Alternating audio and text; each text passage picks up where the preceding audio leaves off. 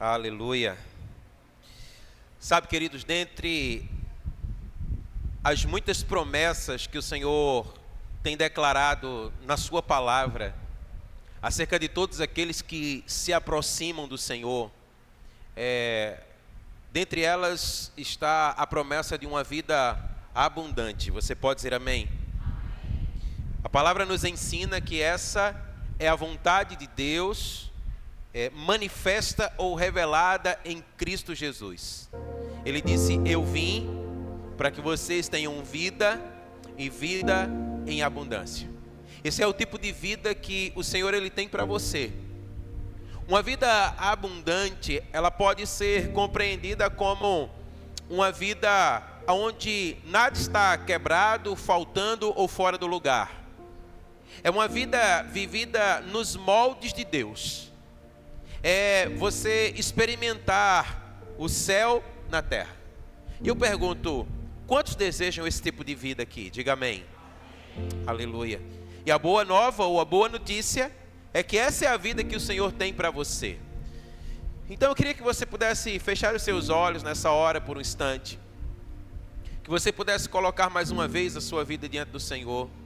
E que você pedisse ao Senhor que Ele pudesse alinhar o seu coração ao coração dEle.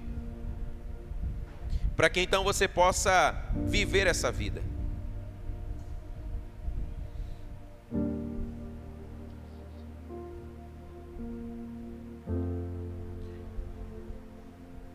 Pai, nós cremos em Sua palavra.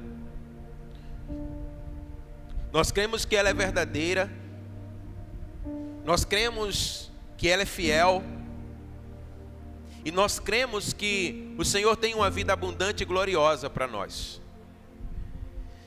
E nós queremos então nos submeter, Senhor, àquilo que está descrito na Sua palavra ao nosso respeito. Trata nessa hora, Senhor, com o nosso coração. Ministra, Senhor, ao nosso coração. Fala-nos das Tuas verdades. Fala-nos aquilo que nós precisamos ouvir da parte do Senhor. Nós clamamos assim, nós oramos assim, e nós esperamos assim confiadamente, no nome que é sobre todo nome, que é o nome de Jesus. Diga amém. Aleluia. Sabe, pensando acerca dessa verdade, é interessante que muitas pessoas, elas passam a vida inteira reagindo ao que não querem ser, ao invés de responderem ao chamado do Senhor para as suas vidas. Eu explico isso. O resultado é que muitas vezes, de alguma forma não intencional, essas pessoas acabam reproduzindo o que mais repudiam na sua vida. Por exemplo, alcoólatras comumente são criados por alcoólatras. Eles são muitas vezes gerados ou formados dentro do seu próprio lar. E quando uma criança ela cresce num ambiente como esse, tudo o que ela menos deseja é se tornar um alcoólatra. Mas se você observar bem, exatamente o que elas acabam se tornando: alcoólatras. Mas você já parou para pensar por que é que isso acontece? Por que é que muitas vezes nós acabamos reproduzindo aquilo que nós não desejamos? Porque muitas vezes nós nos tornamos aquilo que nós repudiamos. Porque aquilo que nós tanto odiamos, nós acabamos por se tornar exatamente aquilo. As Escrituras nos revelam que a nossa imaginação, ela é uma parte muito poderosa do nosso ser. Provérbios 23:7, a palavra diz assim, olha: porque como ele pensa em seu coração, assim ele é. Declare comigo, diga assim: porque como ele pensa em seu coração, assim ele é. Note que tudo que já foi construído, tudo que foi feito, tudo que foi pintado ou desenvolvido, começou na imaginação de alguém. A imaginação, ela é um ponto de partida para a concretização de algo. Sabe, nós temos a tendência a reproduzir aquilo que nós alimentamos nos nossos pensamentos. Não é sem razão que Paulo declarou aos Filipenses, capítulo 4, verso 8, quando ele disse assim, olha, tudo o que for verdadeiro, tudo o que for nobre, tudo o que for correto, tudo o que for puro, tudo o que for amável, tudo o que for de boa fama, se houver algo excelente ou digno de louvor, pensem nessas coisas. Você pode dizer amém? Olhe que a palavra de Deus, ela está norteando para nós aquilo que deve ocupar o nosso pensamento, aquilo que deve pairar sobre a nossa mente. Se nós alimentarmos a nossa imaginação com pensamentos sobre o que nós não queremos nos tornar, é interessante porque não importa o que você queira produzir, você vai acabar se tornando exatamente aquilo que você não deseja. Mas por que isso acontece? Porque é isso que ocupa o seu pensamento. E a palavra de Deus nos diz, assim como você pensa em seu coração, assim você é. Então note que muitas vezes não é o que você deseja, não é o que você almeja, mas é o que você pensa. E você acaba reproduzindo exatamente aquilo que você pensa, porque é isso que diz a palavra do Senhor. Então novamente eu afirmo, olha, nós temos a tendência de reproduzir aquilo que nós alimentamos no nosso pensamento. Daí eu pergunto, o que é que tem pairado sobre a sua mente? O que é que você tem permitido que esteja, sabe, permanecendo na sua mente? Sabe, irmãos, muitas vezes nós desperdiçamos muita energia tentando não ser algo. E a nossa energia deveria ser canalizada exatamente para aquilo que queremos ser, e não para aquilo que não queremos ser. Mas muitas vezes é exatamente isso que nós fazemos. Então, a fim de não ser algo, eu tenho que manter essa coisa viva na minha mente para que eu possa evitá-la. Mais uma vez, você fica pensando, olha, eu não quero ser um alcoólatra, eu não quero ser um alcoólatra, eu não quero ser um alcoólatra, porque eu vi o alcoólatra do meu pai bater na minha mãe, destruir a minha família, acabar com tudo. Mas o que é que paira sobre a sua mente? Um alcoólatra. Então isso que você reproduz na sua mente, é aquilo que você pode acabar se tornando. Então olha, se eu não quero ser, apenas o imaginar faz com que eu reproduza isso. Agora, como sair desse enredo? Como sair dessa trama? Não é? Como, de fato, se ver livre de uma, digamos, maldição como essa? O que é que a palavra de Deus diz para nós? Eu queria que você declarasse comigo, diga assim, olha, respondendo ao chamado de Deus. Sabe, irmãos, nós saímos dessa trama respondendo ao chamado de Deus para a nossa vida, meditando na sua visão para nós. Sabe, essa palavra, ela nos declara que todos os nossos dias, eles já foram escritos pelo Senhor. A palavra diz que mesmo antes de você ser gerado no ventre da sua mãe, o Senhor já lhe conhecia. E a palavra também diz que Ele traçou para você um plano extraordinário, amém? Ele diz lá, o profeta Jeremias disse, eu sei os pensamentos que eu tenho a respeito de vós. São pensamentos de paz e não de mal, para lhe dar um futuro e uma esperança, amém? Então os pensamentos do Senhor a seu respeito, eles são infinitamente maiores do que o melhor que você pode pensar acerca de você mesmo. Agora, como viver essa realidade? Nós precisamos responder ou corresponder com esse chamado de Deus para a nossa vida. Então entenda, os nossos pensamentos, eles precisam ser saudáveis. Paulo disse, nós lemos aqui, olha, aquilo que é bom, aquilo que é amável, aquilo que é verdadeiro, aquilo que é correto, aquilo no que existe louvor, aquilo em que há virtude, são essas coisas que devem pairar sobre o seu pensamento, amém? Essas coisas que devem permanecer sobre a nossa mente. Então, olha, nós nos tornamos as pessoas que Deus nos chamou para ser quando nós meditamos, quando nós pensamos, quando nós refletimos sobre as coisas de Deus e aquilo que Deus tem para nós. Como é que eu vou corresponder a algo se eu não tenho conhecimento de algo? Então, para que eu possa corresponder, eu preciso conhecer. E como é que eu posso conhecer os pensamentos de Deus sobre mim? Como é que eu posso ter um conhecimento claro daquilo que Deus tem para a minha vida?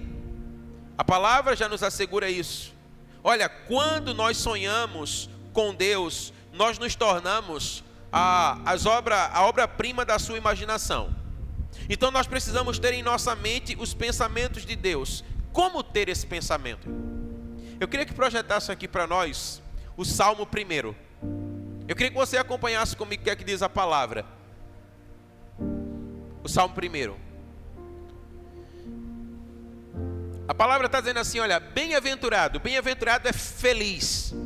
Feliz o homem aqui é homem, mulher, é o ser humano, que não anda segundo o conselho dos ímpios, nem se detém no caminho dos pecadores, nem se assenta na roda dos escarnecedores.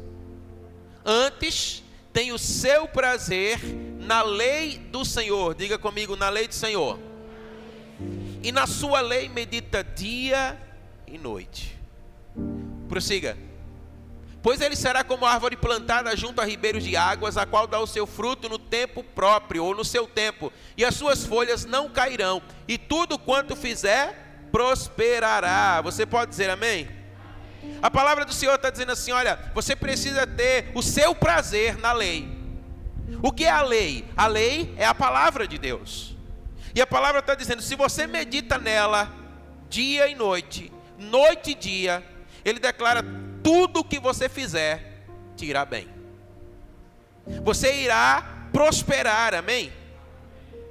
E essa prosperidade aqui, irmãos, vai muito mais além do que, às vezes, essa ideia medíocre, pequena que nós temos de prosperidade. A prosperidade aqui é você ter, a presença de Deus na sua vida. Se você tem a presença de Deus na sua vida, tudo lhe vai bem, amém? Ele, como diz na sua própria palavra, Ele é o nosso pastor. E Ele sendo o nosso pastor, nós não temos falta de nada, amém? Então Ele está dizendo assim, olha, quando nós guardamos essa palavra no coração, meditamos nessa palavra dia e noite, nós somos como uma árvore plantada à beira de um riacho. Você já viu uma árvore plantada à beira de um riacho? Ela está sempre verde, ela está sempre viçosa, ela está sempre cheia de vida. E no seu tempo, ela dá fruto. No seu tempo, ela frutifica. Então o Senhor está dizendo assim para nós, olha, que nós precisamos corresponder ao chamado dEle na nossa vida. Então o que o Senhor está dizendo é, ao invés de você muitas vezes ficar alimentando os seus pensamentos com pensamentos que nada vão contribuir ou corroborar para o bem da sua vida, alimenta o teu coração com os pensamentos dos céus. Nós precisamos estar expostos a essa palavra. Quando o Senhor estava dizendo para Josué, que ele estava para conduzir o povo à terra prometida, eles estavam prestes a invadir Canaã e lutar contra um exército. Moisés havia morrido. O Senhor disse assim, ei Josué, tenha bom ânimo, seja forte, seja corajoso, medita nessa palavra dia e noite. Irmão, Josué estava prestes a enfrentar exércitos e exércitos, cidades e cidades. Se Josué ficasse pensando, Moisés morreu. Moisés, ele era o cara de Deus na terra. Era através de Moisés que Deus se movia, que Deus se manifestava. O Senhor fazia coisas extraordinárias, mas nós não temos mais Moisés. E o Senhor estava dizendo, medita na palavra, dia e noite, noite e dia. Porque assim, como eu fui com Moisés, eu serei contigo. Você pode dizer amém?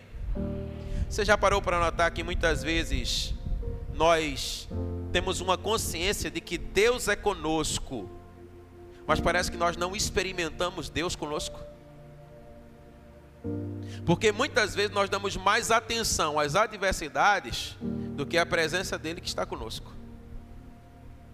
E aí nós alimentamos os nossos pensamentos com aquilo que é destrutivo, e não com aquilo que vai nos abençoar e que vai nos fazer avançar. Então, olha, eu e você precisamos aprender a corresponder ao chamado de Deus na nossa vida, amém? Porque se nós assim fizermos, nós vamos ter uma vida de plena liberdade nessa terra para a glória de Deus.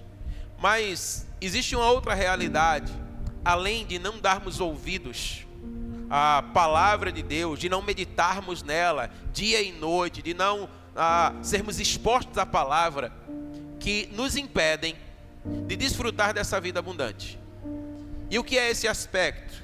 É exatamente aquilo que a Bíblia fala sobre a falta de perdão. Irmãos, a falta de perdão faz com que desperdicemos as nossas vidas tentando obter justiça ao invés de cumprir o nosso próprio destino. Sabe, é interessante porque a falta de perdão, ela nos prende no passado, nos impedindo de avançar para o futuro. Aquele que não perdoa, pensamentos do tipo, ele vai me pagar. Eu não vou descansar enquanto ele não me pagar. Eu só vou ficar satisfeito quando eu ver aquilo acontecer na vida dele. E você perceba que então essa pessoa ela não avança, porque ela está presa a um evento que aconteceu no seu passado. Eu não estou dizendo com isso que alguns eventos não possam marcar a nossa vida de uma forma que nos faça sofrer. Mas nós temos uma escolha: permanecer no sofrimento ou avançar rumo ao destino e o futuro que o Senhor tem para nós. Então, olha, é importante que nós perdoemos aqueles que pecaram contra nós, para que nós sejamos livres e nós possamos prosseguir. Você pode dizer amém? Também é importante que você aprenda a se perdoar, porque muitas vezes aquele que nós não perdoamos somos nós mesmos, por algo que nós fizemos e que era inconcebível aos nossos olhos fazer. Mas nós precisamos aprender a lidar com o perdão, porque o perdão, ou a falta do perdão, nos impede de desfrutar de uma vida de plena liberdade ou abundância de Deus na nossa vida. E eu ainda digo para você que é pior do que isso. O nosso Senhor Jesus Cristo, ele nos advertiu lá em Mateus 18, dos versos 23 a 35, ele disse assim, olha aqui, aquele que não perdoa, ele atrai sobre si torturadores.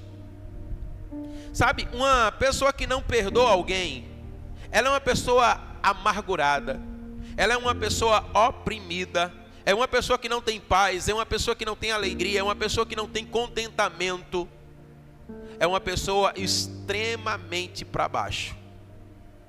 E o Senhor Jesus, ele nos declara que são pessoas que são atormentadas. É interessante porque essa expressão torturadores lá no original significa verdugos ou carcereiros. E no sentido espiritual, são espíritos imundos que atormentam a vida daqueles que não perdoam. Você consegue entender isso aqui comigo, amém? Pessoas que não perdoam são pessoas atormentadas. São pessoas que têm a concessão dada pelos céus para serem atormentadas por espíritos imundos. Talvez você possa pensar assim, olha, mas por que Deus permite que coisas assim aconteçam? Parece ser algo assim, né? Que não combina muito com a natureza de Deus. Mas a verdade é que a palavra de Deus diz que Ele nos perdoou quando nós éramos seus inimigos, amém? Quando nós estávamos mortos nos nossos delitos e nos nossos pecados, Ele nos perdoou gratuitamente, Ele nos perdoou. E agora Ele coloca diante de nós a mesma responsabilidade de perdoarmos aqueles que nos fazem mal. Então aqueles que não perdoam, eles se encontram em uma prisão. Prisão essa da qual não podem sair, até que paguem até o último centil, como diz lá a palavra. Agora, qual seria esse pagamento? Declare comigo, diga: o perdão. Irmãos, o perdão, ele restaura o padrão das nossas vidas. O perdão, ele restaura o lugar de honra nas nossas vidas. O Senhor está dizendo assim: olha, perdoe e seja restaurado. Perdoe e volte para um lugar de honra. Perdoe e desfrute de uma vida abundante, amém? Uma outra porta de prisão para a vida humana é o ciúme, a inveja, o medo, que está muito atrelado também a essa questão da falta de perdão. Eu me lembro agora que eu estava lendo, o pastor Chris Valentin, ele declara que num certo momento ele estava cultuando ao Senhor e uma mulher, ela acabou por ficar endemoniada. Levaram ela para uma sala ao lado e haviam tentado de tudo para poder expulsar o demônio daquela mulher, mas o demônio insistentemente permanecia em ficar. E quando ele chega ali para aquela mulher, e ele diz assim, olhando para ela, ele pede para Deus uma palavra: Senhor, por que é que os demônios têm essa permissão para atormentar tanto a vida dessa mulher? Foi quando veio no seu coração uma impressão. Ela foi estuprada pelo seu pai quando ela era uma criança. E aí então ele se aproxima e pergunta para ela: você precisa perdoar alguém? E ela disse: eu não preciso perdoar ninguém. E ele então perguntou: e o seu pai que lhe estuprou quando você era uma criança? E ali ela começou a esbravejar, dizendo: eu não vou perdoar, eu odeio, eu renego. Então ele disse para ela: eu não posso fazer muita coisa por você, porque aqueles que não perdoam não são perdoados. Parece duro, mas é a palavra de Deus. Por mais que nós possamos querer libertar alguém numa condição como essa, ela está numa cadeia da qual ela não pode sair enquanto ela mesma não liberar o perdão. Então perceba que a falta de perdão, ela nos impede de ter uma vida abundante. Foi quando então ele estava se dirigindo e aquela mulher começou a gritar, dizendo assim: não, eu quero perdoá-lo. Então eles puderam ministrar sobre a sua vida e ela foi liberta. Você pode dizer amém? Então, se você deseja ter uma vida abundante, você não pode estar trancafiado numa prisão pela falta de perdão. Você precisa liberar essa pessoa, porque a verdade é que você está encarcerada e você só pode ser livre quando você perdoar. Porque se você perdoa, então esses espíritos imundos, eles não terão mais essa autoridade para trazer tormento sobre a sua vida. E como disse aqui, olha, uma outra porta é o ciúme, a inveja e o medo. Isso é muito bem exemplificado na vida de Saul e também na vida de Davi. Eu queria que projetasse aqui para nós 1 Samuel, capítulo 18, dos versos 7 a 10. 1 Samuel 18, de 7 a 10.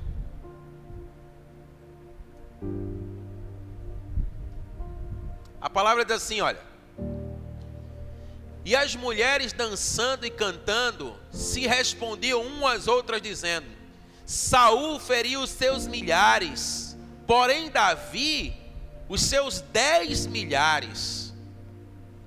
Então Saul se indignou muito, e aquela palavra pareceu mal aos seus olhos, e ele disse: 10 milhares deram a Davi e a mim somente milhares? Na verdade, volta só um pouquinho, o que lhe falta, se não só o meu reino? E desde aquele dia em diante, Saul tinha Davi em suspeita. E aconteceu no outro dia que o mau espírito da parte de Deus, da parte de quem, irmãos? Não foi do diabo. O mau espírito da parte de Deus se apoderou de Saul e profetizava no meio da casa, e Davi tocava a harpa com a sua mão, como nos outros dias. Saul, porém, não tinha na mão uma lança. Se tivesse, ele tinha matado Davi. Perceba o que a palavra de Deus está dizendo para nós. A vida de Saul é um exemplo de como a inveja nos cega para a realidade e nos leva a conclusões irracionais. Enquanto as mulheres começavam a cantar ali, olha, Saul matou milhares, mas Davi matou 10 milhares, uma dezena de milhares. Irmãos, a Bíblia vai dizer para nós que naquela hora Saul disse assim: o que é que falta para Davi? Ele vai tomar o meu reino. É somente isso que falta para ele. Saul pensava que Davi iria tirá-lo do trono simplesmente porque ele era mais capaz. Você já se amedrontou diante de alguém mais capaz do que você? Se você ainda não se deparou com alguém assim, você vai se deparar. Como também você vai se deparar com alguém a quem você é mais capaz. Isso é a vida. Isso faz parte da nossa história. Mas quando Davi olha, ou melhor, quando Saul olha para Davi e vê Davi com uma maior capacidade, a inveja encontra um lugar no seu coração e ele diz: esse cara vai arrancar meu trono. Perceba, irmãos, que isso não havia se passado sobre a cabeça de Davi, mas aquilo entrou no coração de Saul. A inveja, ela rouba a racionalidade de nós. A inveja nos rouba da realidade e acaba por nos privar de viver uma vida abundante. Sabe, Saul não entendeu que o reino de Deus não é um reino baseado no desempenho. Não fazemos nada no reino de Deus porque somos necessariamente mais qualificados, mas fazemos porque somos chamados para fazer. Você pode dizer amém? Sabe, uma das coisas que mais alegra o coração de um pai é você ver o seu filho indo mais além do que você mesmo. Quem é pai aqui, quem é mãe aqui, entende o que eu estou dizendo? Você se alegra em você ver o seu filho crescer mais do que você. Você se alegra em ver seu filho despontando e conquistando coisas que você um dia talvez até almejou, talvez desejou, mas não conseguiu. E você se alegra com isso. Mas sabe, nós estamos aqui em família, nós estamos em um reino, nós estamos em uma igreja. E coisas como essa também acontecem. E nós devemos nos alegrar em ver os nossos filhos crescer. É ou não é verdade? Você que lidera um ministério, você que, sabe, você precisa se alegrar em ver alguém que está crescendo e você diz assim: rapaz, está indo tão longe. E às vezes em tão pouco tempo. Isso não deve trazer inveja para o seu coração. Porque a inveja para o nosso coração, ela abre precedente. Nós vimos aqui, para que espíritos malignos possam entrar no nosso coração. Eu estava aqui, nesse momento aqui, quando nós estávamos no momento dos dízimos e ofertas, e eu vendo o Clefson trazendo essa palavra e dizendo assim: rapaz, que palavra. E eu dizia assim: eu acho que eu não conseguiria dar uma palavra como essa. E aí você vê os filhos crescendo. Você pode dizer amém? Mas sabe, irmãos, os filhos crescem, mas nós não ocupamos lugares por desempenho. Nós ocupamos lugares por chamado. Então isso não deve trazer medo para o meu coração. Muito pelo contrário, deve trazer alegria. É alguém que está se tornando cada dia mais capaz para o reino e que vai poder fazer coisas grandes no reino, amém? Então nós não podemos nos amedrontar. Nós não podemos permitir que a inveja encontre um lugar no nosso coração, porque o que foi que aconteceu aqui com Saul? Saul esqueceu de reinar, para agora se preocupar com alguém que ele supunha que queria tomar o seu reino, e que não era essa a verdade, como diz a palavra de Deus. Então olha, se você alimentar os seus pensamentos com inveja, você nunca cumprirá o propósito de Deus para a sua vida. E pior, você ainda vai perseguir os outros que querem cumprir esse propósito. Você já viu aqueles que dizem assim, por aí, a igreja tal está crescendo porque também eles fazem isso, agem dessa forma, agem daquela outra. Vai cuidar da sua vida, irmão. É a melhor coisa que você faz. Porque enquanto você está perseguindo alguém, você está deixando de viver o que Deus tem para você. Uma vez eu ouvi o pastor Luiz Hermínio dizendo assim, olha, você gostaria de estar sempre frutificando? Quem gostaria de estar sempre dando fruto aqui? Levanta a mão. Eu sou uma dessas pessoas. Você já parou para notar como a palavra diz que uma árvore, ela dá fruto na estação? Ela não vai dar fruto fora da estação. E aí ele disse assim, Senhor, eu queria tanto frutificar o tempo todo. E o Senhor falou no coração dele assim, mas você pode frutificar o tempo todo. Mas ele disse, como? Alegrando-se com aqueles que estão frutificando quando você não estiver frutificando, amém? Ao invés de você ficar muitas vezes permitindo que a inveja chegue no seu coração, dizendo assim, eu que deveria estar crescendo, eu que deveria estar fazendo. Alegre-se com aqueles com quem Deus está fazendo. E assim você vai estar frutificando, amém? Então quando nós nos alegramos, nós então vamos viver essa vida abundante que o Senhor tem para nós. E nós percebemos aqui ainda na vida de Saul, uma desconfiança em extremo. A desconfiança, irmãos, é o dom do discernimento usado pelo medo. Sabe o que é que significa? É o dom que o Senhor nos tem dado pelo Espírito sendo colocado a serviço do diabo. A Bíblia diz, olha, naquele dia, Davi, eu fui juntar uma coisa na outra aqui, né? Vamos lá, né? Davi se tornou suspeito para Saul. Ele ficou dizendo assim, esse cara quer tomar o meu trono. Desconfiança.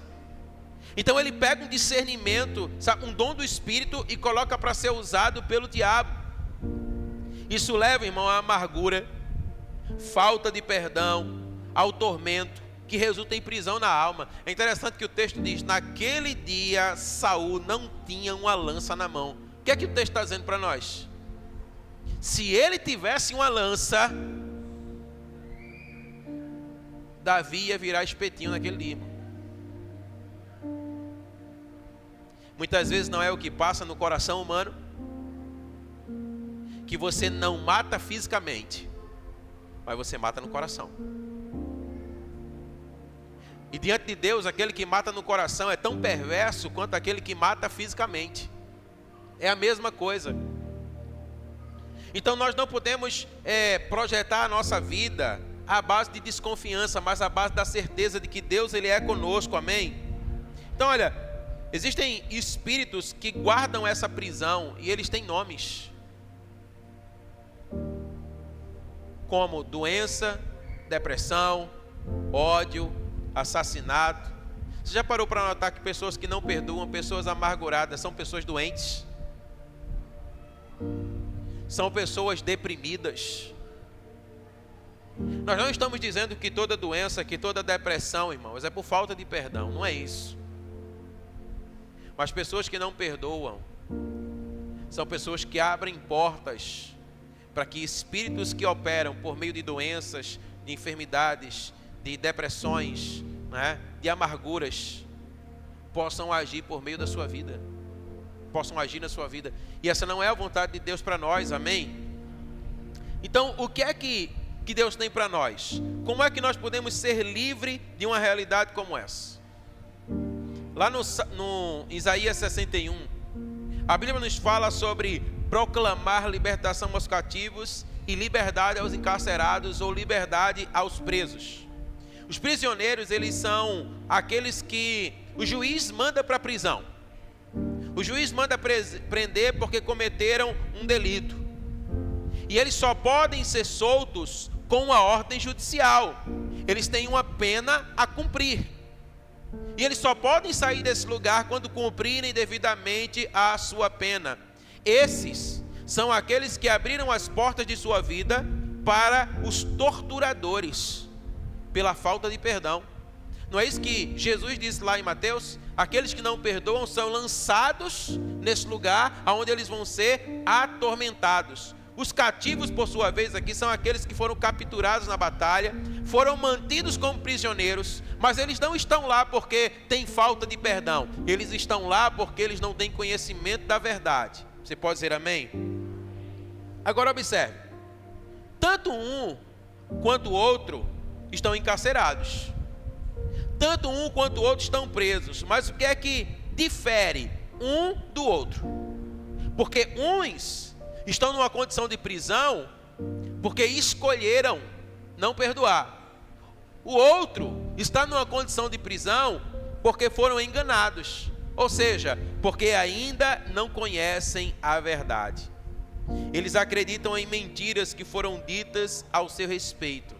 Então, essas pessoas estão sendo mantidas no lugar de cativeiro por mentiras. Agora olha o que Jesus disse para nós: e conhecereis a verdade, e a verdade vos libertará. Você pode dizer amém? Essa palavra verdade aqui significa realidade. Então entenda comigo, é um encontro com a realidade do céu que vai trazer libertação para as nossas vidas, amém? É quando você conhece a verdade que você é livre da mentira, do engano. É quando seus olhos se abrem e você então percebe que você não precisa mais continuar naquela condição, mas você pode ser plenamente livre. Então olha, mentiras muitas vezes lançam pessoas na prisão. Mentiras mantêm pessoas encarceradas até que ela conheça a verdade, até que ela saiba a verdade que vai lhe fazer completamente livre. Quando conhecemos a verdade, ela quebra o jugo opressor nas nossas vidas. Você pode dizer amém? O jugo opressor que nos mantém ali, encarcerados pelo diabo. Então olha, você pode acreditar nas mentiras do diabo até que os seus olhos sejam abertos e você conheça a verdade de Jesus. Você pode dizer amém? Se você acreditar nas mentiras do diabo, você vai ser prisioneiro dele. Mas se você acreditar nas verdades de Jesus, você vai ter uma vida verdadeiramente livre. Então o que é que nós precisamos fazer para sermos verdadeiramente livres? Olha, nós precisamos rejeitar e lançar fora da nossa vida toda artimanha que o diabo tenha lançado contra nós, para nos prender e nos impedir de avançar rumo ao que Deus tem para nós. Você pode dizer amém? Então a primeira coisa, declare comigo, diga assim: desprender-me do meu passado. Você precisa deixar o seu passado no passado. Talvez você possa ter experimentado eventos no seu passado que marcaram a sua vida de uma forma tão forte que você ainda não conseguiu se desprender dele. E através dessa mentira, você tem ficado preso no passado e não consegue avançar para o futuro. A verdade, irmãos, é que aquilo que Cristo fez por nós na cruz foi infinitamente maior do que qualquer evento doloroso que você pode ter tido no seu passado. Há pessoas que dizem assim: olha, mas você não sabe a maneira como eu fui gerado. Existem pessoas que, por exemplo, são geradas como fruto de um estupro. Não é apenas uma gravidez indesejada. Você concorda comigo? Mas é uma violência praticada. Pessoas que são geradas a partir de uma realidade como essa, elas carregam consigo, né, uma dor e um trauma. Mas note, a palavra de Deus, ela diz para nós que nós não fomos gerados no ato da nossa concepção. A Bíblia vai dizer para nós que antes da fundação do mundo, nós já fomos gerados nele, amém? Então quando você conhece essa verdade, tudo muda, tudo se transforma. Por esses dias eu estava vendo uma palavra de uma irmã chamada Edmeia, eu acho que ela é uma missionária. E aí o entrevistador disse assim para ela, o seu pai, ele, né, assim, ele pulou a cerca, né, ele deu uma errada, né? E ela disse assim, ele deu uma acertada. E ele perguntou, mas como assim? Disse assim, olha, minha mãe não me queria, a esposa do pai, né, não queria, a família não queria, ninguém queria que ele gerasse um filho. E aí então ele teve um relacionamento fora do casamento e foi então quando ela foi gerada. E ela disse exatamente assim, olha, quando um homem e uma mulher se relacionam sexualmente, eles entram numa legalidade de Deus. Como nós declaramos aqui, só Deus, irmãos, pode trazer vida à humanidade.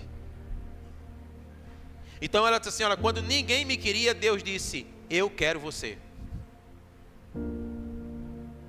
Ela não tem trauma, ela não tem dor, ela tem alegria por saber que Deus a quis e ela veio ao mundo.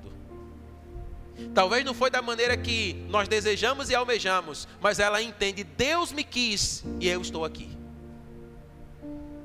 Então você precisa se desprender do passado. Se você deseja uma vida abundante, você precisa deixar o passado no passado. Ah, mas no passado eu errei, no passado, sabe, eu me droguei, no passado eu roubei, no passado eu matei. O teu passado é passado. Jesus olhou para o ladrão lá na cruz e disse assim, olha aí, hoje mesmo você vai estar comigo lá no paraíso. A Bíblia não diz, irmãos, que aquele homem fez, mas certamente ele fez algo terrível para estar lá na cruz. Porque somente os piores é que iam para a cruz. E aí Jesus olha para ele e diz assim, hoje você vai estar comigo no paraíso. Não importa o que você fez no seu passado, se no seu presente você está em Cristo, amém? Você precisa se desprender do passado. Segundo, você precisa responder ao chamado de Deus para a sua vida. Você precisa realmente entender que Deus tem algo para você. Você tem algo escrito da parte de Deus. A Bíblia diz, olha, todos os seus dias foram escritos no livro da vida. Qual é o chamado de Deus para a sua vida? É isso que precisa ocupar o seu pensamento. Você não tem que ocupar o seu pensamento com o que você não quer ser. Ah, o meu pai foi um traficante, o meu pai foi um matador, o meu pai foi um mulherengo, o meu pai foi um cachaceiro. Eu não quero ser feito meu pai. Não esquece isso, irmão. Senhor, o que o Senhor tem para mim? Aí eu tenho para você que você vai ser um pai de família maravilhoso. Você vai ser um trabalhador. Você vai ter filhos lindos. Você vai ter uma família maravilhosa. É isso que tem que ocupar a tua mente. Você não tem que ficar pensando naquilo que seu pai foi. Você tem que agradecer a Deus, porque Deus tem um chamado para você, amém? Um chamado para você. Então você tem que se contentar nisso. Terceiro, você precisa perdoar se você está nessa condição. Se você precisa perdoar alguém, perdoe. Porque enquanto você não perdoar, não tem vida abundante para você. Não tem vida gloriosa para você.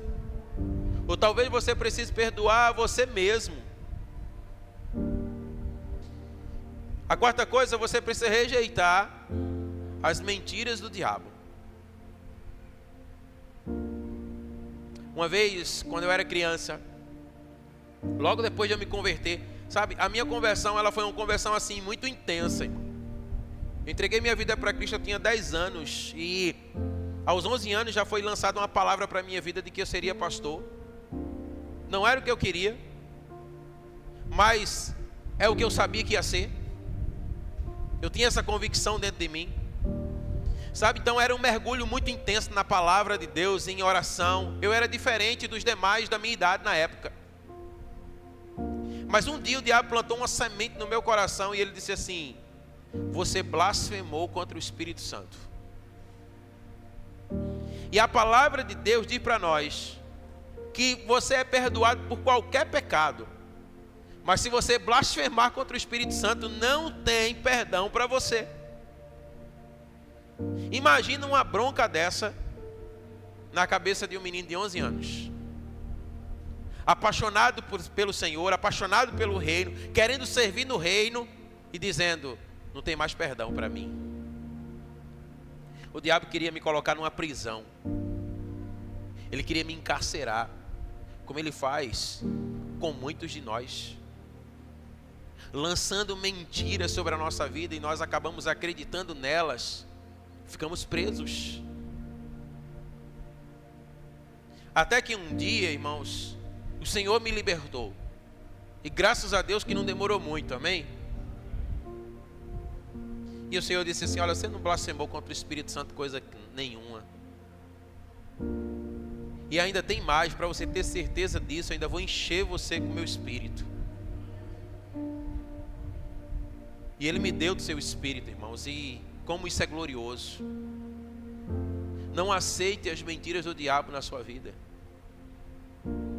Eu escutei tanta coisa quando eu era criança, que eu não ia servir para nada, que eu não ia prestar para nada, sabe, que eu iria ser bandido, queria ser um drogado, coisas desse tipo e outras mais piores. Tudo mentira do diabo, porque de alguma forma ele sabia quem eu me tornaria. Então ele sabe quem muitas vezes você está caminhando para se tornar, e ele quer parar você. Diga assim: eu rejeito as mentiras do diabo na minha vida. E por fim, você precisa se render ao Senhor, amém? Se desprendendo do seu passado, respondendo ao chamado de Deus, perdoando quem você precisa perdoar, rejeitando as mentiras do diabo e se rendendo ao Senhor. Como diz o pregador: sai da frente, Satanás, irmão, porque eu vou passar por cima com um rolo compressor. Deus tem uma vida abundante para você, amém? Você precisa se despertar para isso. Até quando você vai ficar vivendo essa vida medíocre? Assim, sabe como é? Deus tem algo a mais para você. Deus tem algo a mais para você. Acredite naquilo que Deus diz ao seu respeito. Sabe, irmãos, quando Samuel, ele percebe que Saul havia se desviado, e a Bíblia deixa transparecer para nós que Samuel amava Saul. Tanto é que quando o Senhor diz assim: eu rejeitei, ele fica chorando. E diz assim: olha, até quando você vai ficar chorando por aquele que eu já rejeitei? Não foi você que ele rejeitou, Saul, foi a mim. Samuel amava Saul, mas ele disse assim: eu tenho um novo rei. E quem é o rei, irmãos, que Deus havia escolhido? O mais improvável. Quando ele chega na casa de Jessé e ele vê todos os seus filhos, fortes, vigorosos, prontos para o exército, diz assim: não, tem que ser um desses caras. E ele diz assim: ó, mas o Senhor falou que não é nenhum desses. Tem mais nenhum filho por nenhum, Jessé? Mas tem um que está lá cuidando das ovelhas, dizendo assim: olha, esse daí, manda chamá-lo. E aí chega Davi, um menino. Samuel olha para ele e a Bíblia diz que ele o unge como rei de Israel. Talvez você seja o Davi dessa noite. Talvez o Senhor esteja olhando para você e dizendo: eu tenho grandes coisas para a sua vida. Mas para isso, esqueça seu passado. Se liberte das mentiras do diabo. Perdoe quem você precisar perdoar. Corresponda ao meu chamado. Renda-se a mim. O Senhor quer encontrar nessa noite aqueles que viverão uma vida de liberdade. Você pode se colocar de pé em nome de Jesus.